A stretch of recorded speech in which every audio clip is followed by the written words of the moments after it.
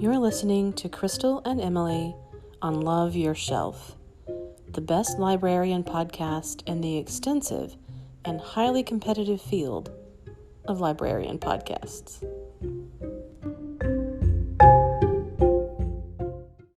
Hello.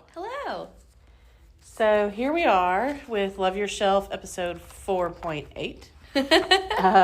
I don't know why we even say, but and we should probably also include the title. No, I don't think we need to include the title in the introduction. We definitely don't even know come the up title with the title after.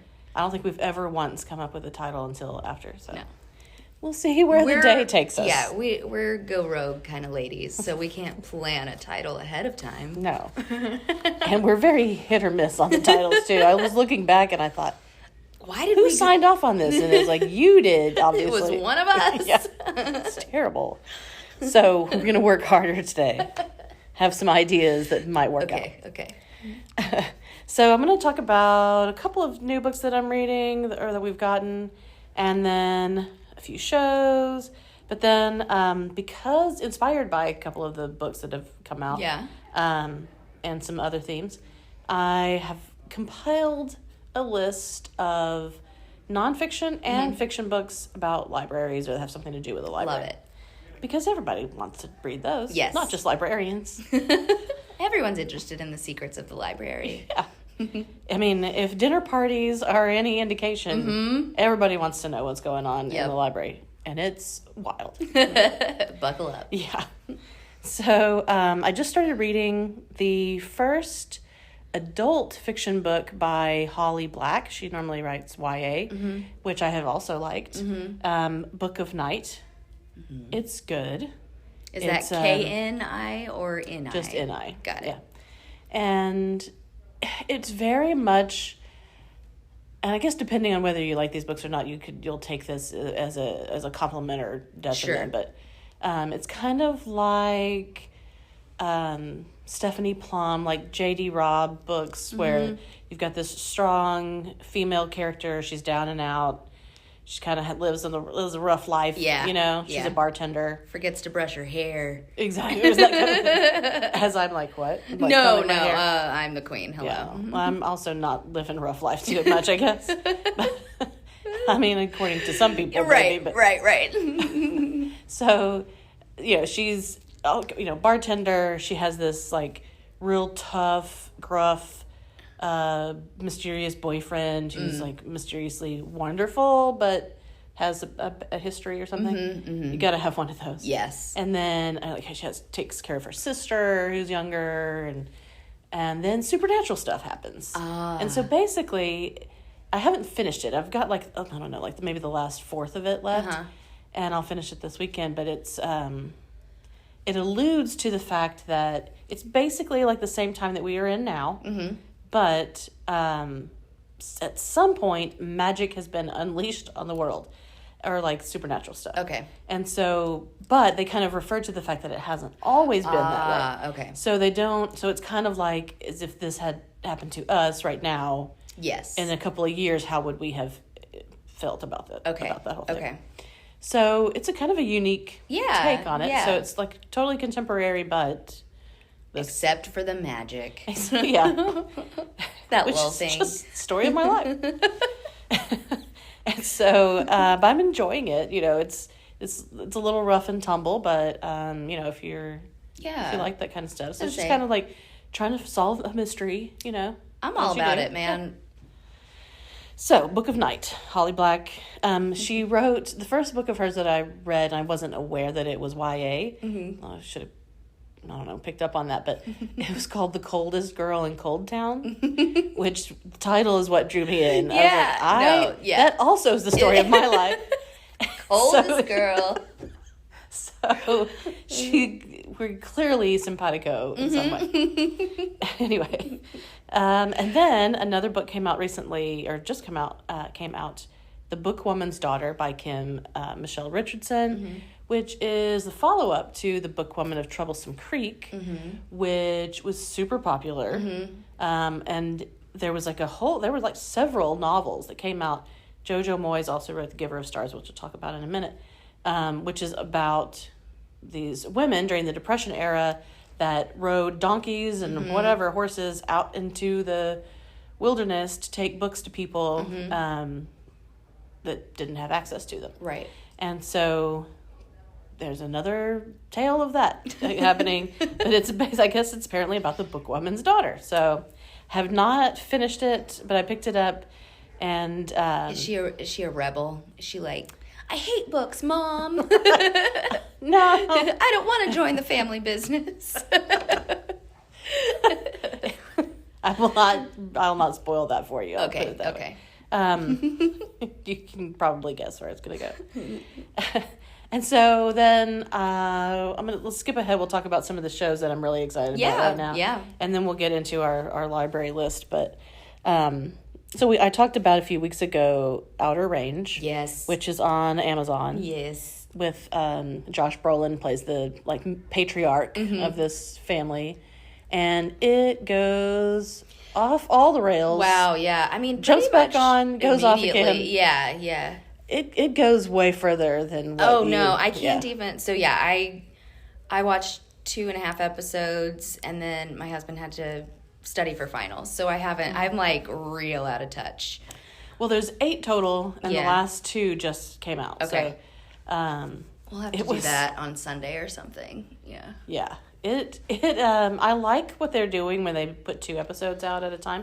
That was nice. But man, if they know how to end the second episode, yeah, on a real cliffhanger, it was. Or it'll be like, I've seen a couple shows like this that come out with the 2 at a time. The first episode, where you get a new an episode right after, ends on like an exciting high note, right? But then the second episode ends on a low cliffhanger note. What? And I need to know what's gonna happen. Jerks, they know what they're doing. Oh yeah.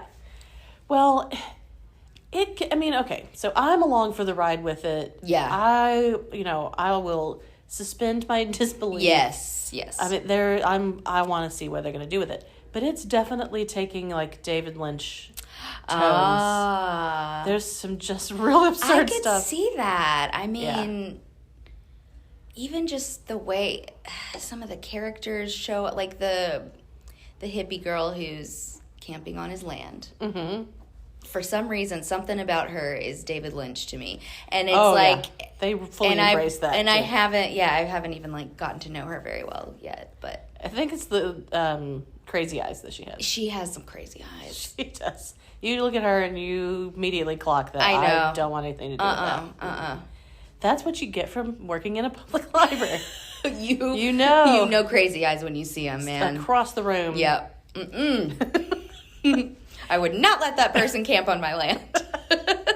Well, there's so many inexplicable things, but it starts to make more sense. But it only makes sense in this weird alternate universe fictional world that Do you mean like some of the decisions that are made that were making you crazy? Yes. Yeah.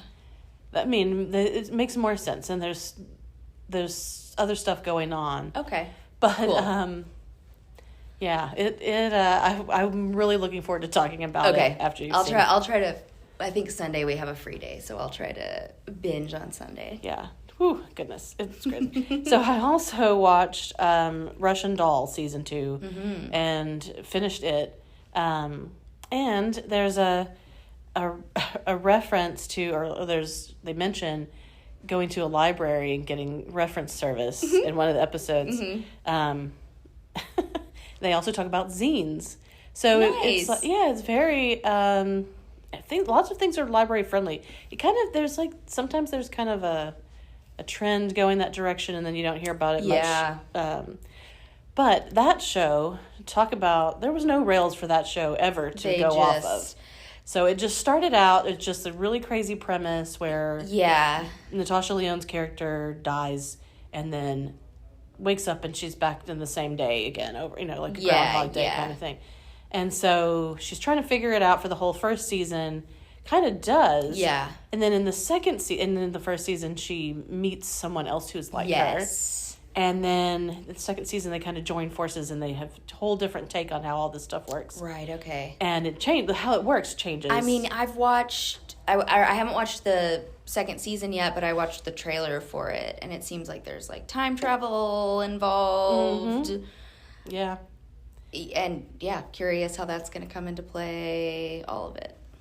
It was I don't know. Because like I said, I usually, if it's entertaining, if it's thought-provoking, if there's some kind of, mystery quirkiness or whatever, I'm down for it. I'll follow along. But I did that for the first season, but then I also, if you're going to change how everything works, you're no longer dying every day, or she had, that part's done for. That's what I was wondering, because, you can't, also, from our point of view, I don't want to see that again. Yeah, that's enough of that. Yeah. Yeah. So, but there's a whole other dimension of what's going on, which, Well, and then I'm like, where are they going to go from that? Exactly. Not that I can even fathom what, anyway. Woo. And then by the end of the season, it's still, they act like they've kind of, there we go, we figured it out. And you're just, no, you didn't. You did not. I have no idea what's going on. Exactly. So, just a little warning on that one. Although it is entertaining if you're into this sort of, very quirky, foul-mouthed New Yorker chick. She's great. Yeah. But yeah, that is one of those series where the first season came out, and I think I watched it pretty immediately and binged it. And then the second season came out, and I'm like, it's been long enough that I've sort of, I don't know, my excitement about it has worn off a little bit. Yeah. I don't know. But I might dive in someday. Well, that's that's definitely how I was with that show. And it was 3 years between the first season and... See, I was wondering. It's been 3 years? Yeah. Whoa. So, I had to go back and, watch the extended full recap of everything that happened. Yeah, no kidding. Then there's a second season of the show Made for Love. Which, another one, just a very bonkers premise. What is that one? I've not watched it. It's like this tech guru guy who has this wife who... They live inside this, basically, I do remember a bubble this. kind of thing, but it's like a whole other reality, but they're, away from the rest of the world. Is it the woman from Palm Springs? Yes. And isn't Ray Romano like her dad? Yes. Or was? Yeah, okay, yes. Yeah, so that's the second season. I've just seen the first episode of that second season. Cool. But I was glad to see it come back. I like her a lot. Yeah, I do too. And Ray Romano's character is hilarious. And it's just, there's lots of wacky stuff happening in that one. And then somebody was saying, or, I was looking for other recommendations for things to watch. Mm-hmm. And somebody said that Abbott Elementary was one of the best new shows. Yes, I just finished it. Did you? Yeah. Okay. Yeah. I'm glad to know what you think. Because I just watched the first episode, and my mother was a teacher. Mm-hmm. And it was too real. It was funny. But the humor comes out of the fact that they have no budget, and that and how they're all burnt out. And I was like, oh, this is depressing because this is real. Yeah, yeah. They're making it into a joke. Yeah, but it is such a the woman who is the main character, it's her baby. This show is her baby, and I adore her. I'm like, where has she been? So you've only seen the first episode? Yes. Okay. There also the principal is the first episode. The principal is like, here, I've got $5,000 or whatever the amount is, and we're gonna boost morale. And then she gets a sign put on the building. I can't even remember what it was. It's just the name of the elementary with her standing there being sassy or arms something. akimbo. Yeah. And there came a point where I was kind of like, they're going a little too far with the principal, and then they kind of find a way to rein her in, but still keep her character funny and there for it. Because it got to a point where I was like, this woman cannot be a principal. This is ridiculous. Needs to have it, yeah, but then they found a way to keep her on, but also keep her personality, a part of it, because she does crack me. Well, I might give it a chance then, but at first I wasn't in the mood to see how terrible. I definitely kind of had to make the decision to I don't know, remove myself from. Like I said, I can watch these other crazy shows about whatever. Yeah. But then this show, you're like, no. Too much reality. I can't. If there's aliens in there, fine. One of my friends is a teacher. She teaches 5th grade, and she was like, I really liked it, but I was just wondering, like, why do all these teachers get hour lunch breaks and have all this free time? And I was like, girl, no, I know. Yeah, they're all chatting all the time. And all together. It's not like who's watching the children right now. Right, yeah. Yeah, teachers don't get to see each other during the day. They're scheduled down to the second, basically. Right. But yeah, my aunt also was a teacher, and she watched the show, and she said that she loves how all of the sort of stereotypes are so true. Like the 2 teachers, the older teachers who have been there for a really long time, like she's like, she named 2 teachers that she worked with. She was like, that was her, and then this person was this person. And it's ultimately very sweet. It's funny. Okay, well, you've convinced me. Yeah, I really liked it. Then one more show, The Wilds, just started the 2nd season. I believe they're all out, but I just watched the first episode. Basically, I talked about it back when it first came out, I think. But it's about this like group of girls that are supposed to be going to this retreat kind of thing, elite kind of island thing, and then their plane crashes in the ocean. They wash up on this island, and then they have to survive. And then something mysterious, very Lost kind of stuff. I was going to say, it's like Lost with teenage girls. Yeah. And I'm not mad about that. Yeah. Some people that would kill it for them, but no, like I only watched it. I've gotten about halfway through the first season, but I was really enjoying it. And yeah, it wasn't what I expected it to be. It was, I liked it. Okay, good. Well, yeah, I'm in it for this one too. Although, at the end of the last season, I'm going to assume if you haven't, like, 2 years in, we can talk about the last season. Oh, sure. So, there's boys. Let's put it this way. What? Yeah. So, they're not commingling at this point, but there's apparently the same thing that has been done to the girls has been done to a group of boys, and then it's kind of...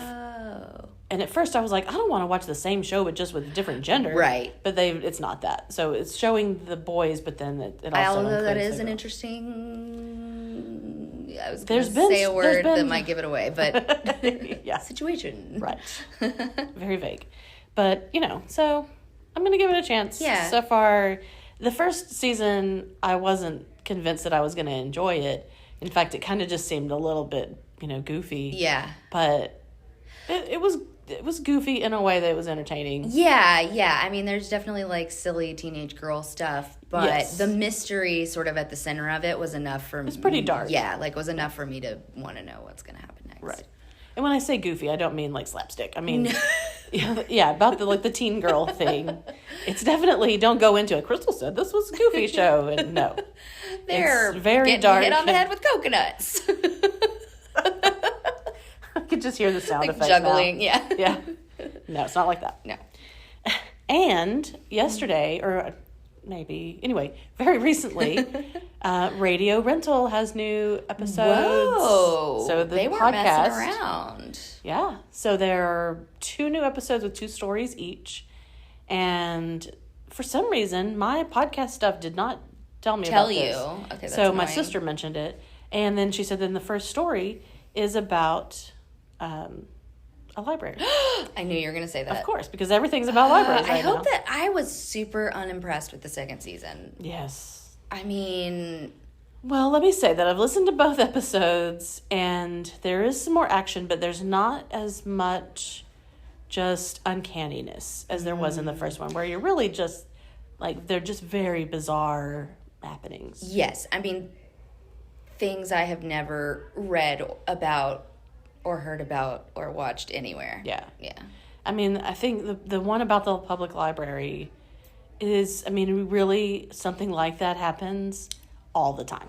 Oh my God. And so, it's kind of how it's like this person's perception and that, anyway, so it's not a bad story, but it wasn't like, wow, that's the craziest thing I've ever heard. Sure. So, but. Yeah.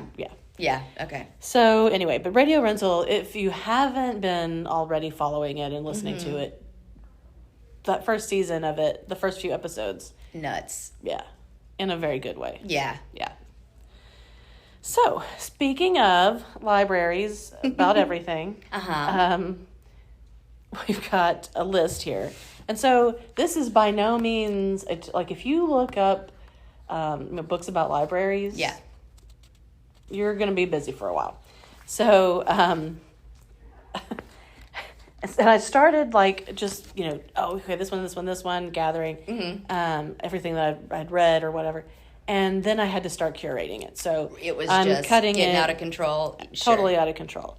So I'm going to mention some that are nonfiction, but kind of about like from a humorous side. Yeah. Then nonfiction that's more serious, and then some fiction. Okay. And I think all of these, they're definitely not just for librarians, but have kind of different views or whatever, outlooks on what all that means. Cool.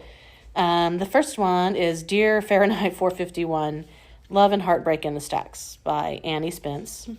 And she's a librarian. She's a Gen X gal like me. And it's just about the stuff that goes on. But her like take on it is that the book is in like the format of these like notes to whatever she's thinking about. So to books or, whatever. And then there's a part of it, or there's like one section where it's like a little game for yourself where here's the title of the book and then here's the subtitle. Yeah. And you match them, see if you can find the match. Cute.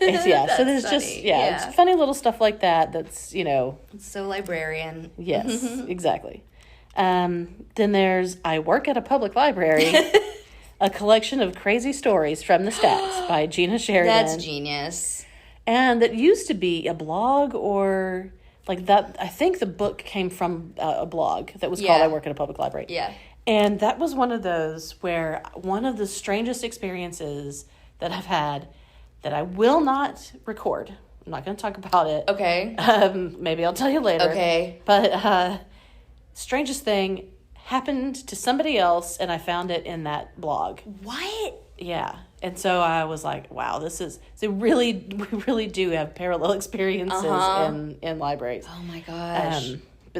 So it just kind of records these like strange but really funny things. I don't know. The good, bad, and the ugly. Yes, totally. There's another book that's not as good as that, but basically the same thing, called Free for All, Oddballs, Geeks, and Gangstas, with an A, in the Public Library by Dawn Borchert. Dawn, please. Let's don't use the... Anyway. Did he originally have, like, gangsters? Probably. And someone told him to change it? Yeah, that's not very hip, Dawn. Anyway, so it's basically this guy who's had done all of these things, like door-to-door sales or whatever, and he ends up being a librarian and then is, finds it all very wacky. Even after going door-to-door? Yeah, I believe that. Yeah. And so... it's another one like that. It's a little bit older, and like I said, it doesn't. I don't know. Maybe a little more out of touch than for me. Honestly, at least. I'm not even gonna say it. That word alone dates it. I didn't even want to say it when I said the title. You had to. Such a dork. Anyway. We are the last people. Exactly. Except for Dawn. Dawn was the last one, and now we're doing it. Bringing it back. Yeah. So then there's some more serious nonfiction, including Bibliotech, Why Libraries Matter More Than Ever in the Age of Google by John Palfrey. And this came out a few years ago. I think at the time, when I read it, I was like, duh, yeah, obviously. But maybe not everybody knows that because I hear librarians say all the time that people come up to them and say, well, why do you even have a job when there's Google? That kind of thing. Oh, my gosh. Nobody's said that to me in a while, but that might be because of my own crazy eyes. Right. They warning them, like, don't even. I'm making the craziest eyes of all time. They were like, ooh. Yeah. Whatever you're doing is important. And there's another one that's mostly photos, but also very interesting, called Improbable Libraries, A Visual Journey to the World's Most Unusual Libraries by Alex Johnson. And so it's like places where they have books delivered on elephants. And then all of these beautiful, beautiful photographs. Oh, that's fantastic. Yeah. So definitely check it out. And it's not a big book. It's not like a big coffee table book. But it's got amazing visual images. And then this is another book that's older, so it kind of has maybe lost some of the, I don't know, you could make up your own mind about it. But it's called This Book is Overdue, How Librarians and Cybrarians Can Save Us All by Marilyn Johnson. One clue, nobody says cybrarian anymore. That's 20 years ago when the internet was new, And so that gives you a little bit of an idea. Sure. But it's kind of the same thing of like, here's what these people do. Yeah. And then there's The Meaning of the Library, A Cultural History by Alice Crawford. And this goes from ancient times to now. All different kind of, whatever you might want to know about the history of libraries. And there's a bunch more of that in that vein. So if you're interested in that, I could give lots more recommendations there, but This is where the curating came in. Exactly. So then there's fiction, where the libraries somehow factor into them in some way. The Starless Sea by Erin Morgenstern. It is... You really, like, sort of delve into this alternate universe. It's very rich and has all of these details and rules and stuff, but kind of centers on a library. Cool. A Discovery of Witches by Deborah Harkness is about a witch who discovers the existence of vampires and other magic creatures because she's a historian looking into something in the Bodleian Library. So that's cool. Yeah. That's just great. Everybody wants to think about doing that. Yes. She's an Oxford scholar, so. Then there's The Time Traveler's Wife by Audrey Niffenegger. That's right, yeah. And so it's about this couple. The husband is a librarian, and he spontaneously time travels is the kind of what happens to him. I think so, yeah. I don't think it's like... He can't control it. Yeah. So it's almost like a seizure disorder, but you travel through time. Right. And it's very good. It's a great book. Yeah. Very sad and romantic, if you're into that kind of thing. It's very good. Then there's The Midnight Library by Matt Haig. This just came out a couple of years ago. It was super duper popular. He's gotten very popular because of it. So check that one out. Then there's, I mentioned before, The Giver of Stars by Jojo Moyes. And so this is based on a true story about these pack horse librarians and the kinds of trouble they got into. They're just basically going out in the holler and delivering books and magazines and stuff. And then they encounter all of these people. It's basically like what we're talking about, the craziness of a public library, but you have to take it to the people in their shacks in the woods. So no. Yeah, we have it pretty good here. Yeah, we do. And then there's another one that I wasn't aware of, so I started it, called The Borrower by Rebecca Mackay.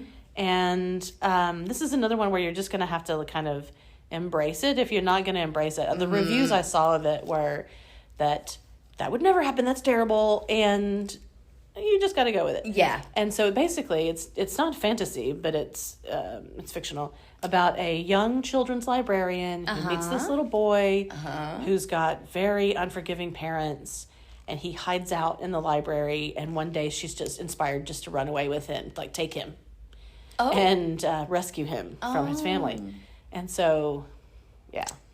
I don't know what to make of that. Yeah, I think that's one of those that's just going to be like... you might just need to run with it. Yeah. Okay. Or not. Yeah, or not at all. And then I would be so fired. Yeah, fired is not the only thing that you would be at that point. But, like, she crosses state lines with the kids. So, yeah. What's your plan? All works out, but... Just, so I'm interested just to be like, what's the plan, Phil? Like, what are you doing? So many people were just like, I couldn't get out of it. I couldn't just stop thinking how wrong it is to do that. But, so we'll leave it at that. How funny. And then I have the last couple of selections are what I would call my POMO, postmodern ones. that are just, more literary, I think. Sure. And then, so there's The Library of Babel by Jorge Luis Borges, which is beautiful and very complicated and trippy and mind-boggling, but you really kind of do have to, but it's amazing to read it. Cool. And it's that and a lot of his discussions about those kinds of things, it's remarked on in films and books. Cool. And Okay. one of those, like, from 50, 60 years ago, I guess, that, just turned the world on its ear. Nice. And then there's a more recent postmodern one called The Strange Library by Haruki Murakami. And it is just this little short illustrated novel that's just cool about this little boy who's, it's like a nightmare kind of thing. It's not cute. Oh my gosh. He's like trapped in a library, in a book, essentially. And so, so if that sounds I'm interesting. intrigued, yeah. And it's very short and very bizarre. Yeah. It's not very, there's not that much of like a story arc. There's like a sheep man in it, just to give you an idea. So, but if you're into Murakami, then you know that. Cool, so there's that. And then I'll mention briefly the Invisible Library series by Genevieve Cogman, which has been super popular. I kind of didn't get into it as much, but there's multiples in that series, and a lot of people really like it. I just never got through the first one. Okay. But I felt like I had to mention it because it's been very popular and it's very recent. If it's not your thing, it's someone else's. Yeah, exactly. Cool. So... That was, we went rapid fire through all of that. But, hope y'all were taking notes. Yeah. In fact, I feel like, when we started this, we used a little website that would log all of the things that we were doing. Talking about, Yeah. And then I felt like, I don't know if anybody's looking at this. Yeah. So I stopped. Yeah. But now I try to go back. I was going to say, remember what I've for our about. sake. Yeah. So I think I'm going to start just putting a list in the description. That way. Just so we're not going into detail about something we've already gone into detail. Yeah. I'm sure I've done that. Oh, yeah. Me too. And I've heard it like I've never heard it before in my life. We're not good at catching each other on those things. We are great. It is great because, we can tell each other stories over and over again. And I'll be like, never heard this one before. That's a knee slapper, all right. It's the craziest thing I ever heard. I just told you that yesterday. Please don't test me on that. No. I don't want to know. Well, so, anyway. And if you guys that are listening, if you have more that you want to, mention about libraries, that's very commonly something that people ask about, or, that people are interested in, for whatever reason. Mm-hmm. I don't know. Libraries are fascinating. They are. Not just to librarians, I don't think. It always cracks me up whenever people come to some sort of event after hours. Mm-hmm. I mean, I run around this place all the time, and people are like, whoa, it's empty. I mean, even just that is exciting. Yeah. Oh, they're like, what do you do after hours? Yeah, I do work. Yeah. I'd rather be at home probably, but... Yeah, it's different for us. Yeah. But, speaking of after hours, we have coming up the Literary Ball on June the 3rd, and it's the Friends of the Library's only annual fundraiser. I say annual because we've done it once. This is our second annual. Yes, so we've done it before. COVID ruined things. Yes. Yeah. But we're doing it again. So basically, we transform the library into a visual world of all these different stories. And people dress up as their favorite characters. This year's of whatever theme, kind. did you say, is fairy tales? Once upon a time. Mm. And so we have food that's thematically related to all of the different stories. Mm-hmm. And we have a couple of extra things this year that's going along with it. We're combining a locavore meal, basically, in conjunction with the farmer's market. Mm-hmm. And they're providing produce and delicious food, and we're going to use that to create the dishes that we're going to serve. And then we also have the Webster Show, Art by Definition, which is 26 artists. Each took a page from the dictionary each for one letter. And then they're creating art, and we're going to have it displayed that night.